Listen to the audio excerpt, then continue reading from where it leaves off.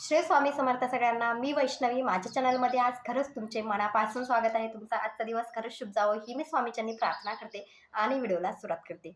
येणाऱ्या बुधवारी महाशिवरात्री आहे. तर महाशिवरात्रीच्या दिवशी आपल्याला आपल्या घरामध्ये एक दिवसाचं शिवलीला अमृत या ग्रंथाचं पारायण करायचं आहे. तर पारायण कसं करायचं आहे यासाठीच माझा हा व्हिडिओ आहे. व्हिडिओ शेवटपर्यंत पहा. आवडला तर लाईक, शेअर, सबस्क्राईब नक्की करा.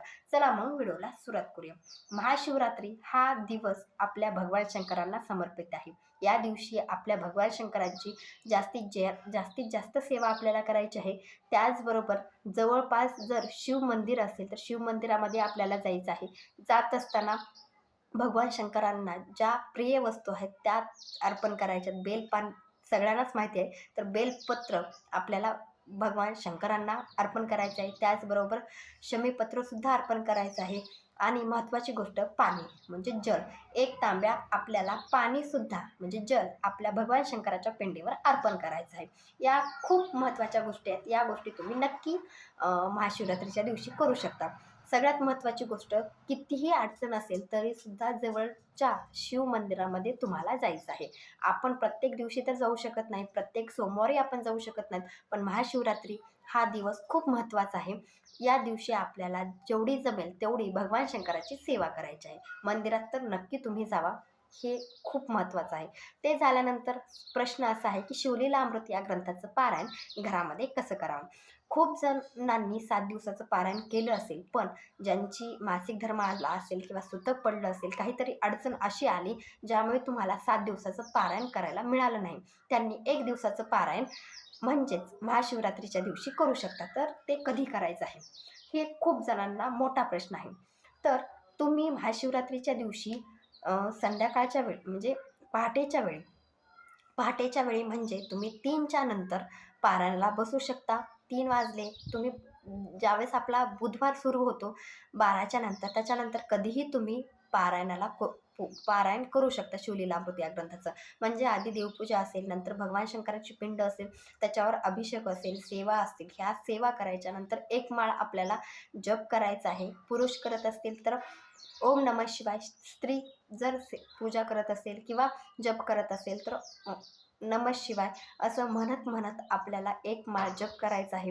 नंतर आपल्याला शिवलीला अमृत या ग्रंथाचं पारायणाला बसायचं आहे. असं तुम्ही करू शकता. किंवा ज्यांना 12च्या नंतर नाही, पण पहाटे पहाटे पूजा करायची आहे आणि पारायण करायचं आहे, त्यांनी पहाटे म्हणजे 3च्या नंतर सुद्धा तुम्ही पारायणाला बसू शकता. दिवसभरामध्ये कधीही तुम्ही शिवलीला अमृत या ग्रंथाचं पारायण करू शकता. त्याचबरोबर खूप जणांना असा प्रश्न असतो की प्रदोष काळामध्ये असं म्हटलं जातं की भगवान शंकरांची पूजा करावी, सेवा करावी. जर तुमची इच्छा असेल तर तुम्ही 4च्या नंतर म्हणजे आपल्याला प्रदोष काळामध्ये 4-4:30च्या नंतर सुद्धा तुम्ही पारायणाला बसू शकता आणि शिवलीला अमृत या ग्रंथाचं पारायण करू शकता. एक लक्षात ठेवा की असं त्या ग्रंथात सांगितलं गेलं आहे, शिवलीला अमृत या ग्रंथामध्ये, जर तुम्ही पारायण करत असाल तर जवळपासच्या शिव मंदिरामध्ये जावा. त्या ठिकाणी एक पाणी असेल, बेलपानं असतील, आपल्याला त्या शिवपिंडीवर अर्पण करायचे आहेत. 11 बेलपान असतील, 21 असतील, 108 असतील. मग ते बेलपान अर्पण करत असताना ओम नमः शिवाय किंवा नमः शिवाय या मंत्राचा जप करत, उच्चार करत एक एक बेलपान शिवपिंडीवर अर्पण करायचं आहे. नंतर आपल्याला तिथं सांगायचं आहे की मी माझ्या घरामध्ये शिवलीला अमृत या ग्रंथाचं पारायण करत आहे, ते पूर्ण व्हावे, त्याच्यावर माझ्यावर तुमची कृपा असावी, असं तुम्हाला मंदिरात गेल्यानंतर सांगायचं आहे. तिथं पाया पडायचं आहे. नंतर तुम्ही घरी येऊन कोणत्याही वेळामध्ये, सकाळी गेलात मंदिरात तर दिवसभरात कधीही तुम्ही पारायण करू शकता. पण ज्यांना इच्छा आहे की पहाटेच्या वेळी आम्हाला शिवलीला अमृत या ग्रंथाचं पारायण करायचं आहे, असं जर असेल, पण मंदिरात पण तुम्ही जाऊ शकता. मंदिरात जाऊन पारायण करू शकता किंवा तुम्ही घरातल्या घरात शिवपिंड असेल तर शिवपिंडीवर अभिषेक असेल, सेवा असतील, पंचामृत असेल, जल असेल, या गोष्टी अर्पण करायच्या आहेत. नंतर आपल्या सगळ्यांना माहिती की विभूती आपल्या भगवान शंकरांना लावायची आहे.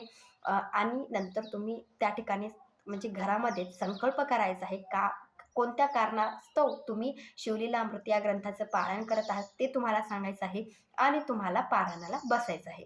अशा पद्धतीने एक लक्षात ठेवा, 1 अध्याय ते 15 अध्याय तुम्हाला एका वेळेमध्ये म्हणजे कसं जर तुम्हाला कोणती अडचण नसेल, जर तुमचं बाळ छोटं नसेल, तुमच्या घरामध्ये एखादी व्यक्ती असेल जे काम दुसरं करू शकत असेल, तुम्ही एका बैठकीमध्ये पूर्ण पारायण करू शकता.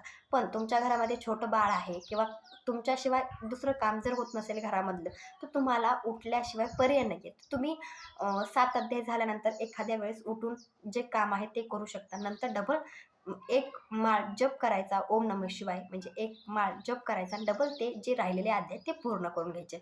अडचण असल्यानंतर तुम्हाला उठावंच लागेल. जर तुमचं मन तिकडं कामाकडं असेल किंवा तुमच्या बाळाकडं असेल, तर ते शिवलीलामृत ग्रंथ वाचून काय फायदा आहे? यामुळे मी सांगत आहे, की जर अडचण असेल तर तुम्ही उठू शकता. हे सुद्धा महत्त्वाचं आहे. जर अडचण नसेल तर एका बैठकीमध्ये तुम्हाला पारायण करायचं आहे. बुधवारी दिवसभरामध्ये कधीही पारायण करा. प्रदोष काळामध्ये जर तुम्ही पारायण करत असाल, तर आता खूप जणांचा असा प्रश्न आहे, प्रदोष काळामध्ये मला पारायण करायचे, तर मी फराळ करायला पाहिजे का? किंवा नाही करायला पाहिजे? चहा घेऊ का? दूध घेऊ का? हे सुद्धा प्रश्न खूप जणांचे आहेत. एक लक्षात ठेवा, या दिवशी म्हणजे महाशिवरात्री हा दिवस आपल्या भगवान शंकरांना समर्पित आहे. या दिवशी जास्तीत जास्त सेवा आपल्याला करायची. तुम्ही कोणत्याही काळामध्ये, कोणत्याही वेळेमध्ये तुम्ही भगवान शंकराची सेवा, उपासना करू शकता. तर तुम्ही उपवास तुमचा असणार आहे. आपल्या सगळ्यांचा महाशिवरात्रीचा उपवास असतो. तुम्ही फराळ करू शकता. चहा, दूध, फळं असतील, ज्या ज्या गोष्टी आपण उपवासाला खातो त्या त्या गोष्टी तुम्ही खाऊ शकता. तुम्ही खाऊन सुद्धा म्हणजे शिवलीलामृत या ग्रंथाचं पारायण करू शकता.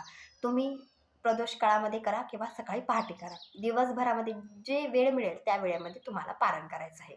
हे सुद्धा महत्त्वाचे आहे. आता पारायण काळामध्ये सगळ्यात महत्त्वाची गोष्ट, की जे शिवलीलामृत ग्रंथ आहे त्याचीच पूजा करायची आणि पारायण वाचायचे का? असाही खूप जणांचा प्रश्न असतो. एक लक्षात ठेवा, सकाळी किंवा आपल्या घरामध्ये आपण शिवपिंडीची पूजा तर केलेली असते, तर आपल्याला दुसरी पूजा मांडायची गरज नाही. त्याच ठिकाणी एक पाट घ्या किंवा चौरंग घ्या, त्याच्यावर एक पांढऱ्या रंगाचं वस्त्र आपल्याला टाकायचं आहे. त्याच्यावर शिवलीलामृत हा ग्रंथ ठेवायचा आहे. नंतर आपण ज्या ठिकाणी बसलो आहोत, आपल्या खाली आपल्या खाली सुद्धा आसन घ्यायचं आहे. नंतर आपण त्याच्यावर बसल्यानंतर एक माळ जप आपल्याला ओम नमः शिवायचा करायचा आहे किंवा नमः शिवायचा करायचा आहे. त्यानंतर तुम्हाला शिवलीलामृताच्या समोर साखर ठेवायची आहे. दिवा प्रज्वलित आहे का नाही ते लक्ष ठेवायचं आहे. दिवा प्रज्वलित राहायला पाहिजे. त्याचबरोबर उदबत्ती ते ओवाळायचं आहे आणि नंतर शिवलीलामृत या ग्रंथाला वाचायला सुरुवात करायची आहे. तुम्हाला जमत असेल तुम्ही पांढऱ्या रंगाची साडी घालून बसू शकता. जे पुरुष असतील तर पुरुषांनी पांढऱ्या रंगाचे कपडे घालून पारायणाला वाचू शकता. मुलं असतील, मुली असतील, पुरुष असेल, स्त्री असेल, ज्यांना पारायण करायचं आहे त्यांनी पांढऱ्या रंगाचे वस्त्र घालायचे आहेत आणि कुणीही हे पारायण करू शकता. असं नाही आहे की ज्यांचं लग्न होत नाही त्यांनीच करावं, ज्यांचं लग्न झाले आपल्या सौभाग्यासाठी पारायण करावं असं काही नाही. ज्यांची इच्छा असेल, ज्यांच्या घरामध्ये खरंच काहीतरी अडचण असेल, त्यांनी शिवलीलामृत या ग्रंथाचं पारायण केलंच पाहिजे. एक एक अध्याय जर वाचला तर त्याची फलश्रुती तुम्हाला समजून जाणार आहे. तर 1 अध्याय ते 15 अध्याय तुम्हाला वाचायचेच आहेत. त्याचबरोबर नंतर तुम्ही आरतीसुद्धा भगवान शंकरांची घेऊ शकता. अशा पद्धतीने 1 दिवसाचं पारायण करायचं आहे. त्याचबरोबर काही अडचण असेल तर कमेंटमध्ये नक्की सांगा. त्याचं उत्तर मी तुम्हाला नक्की देणार आहे.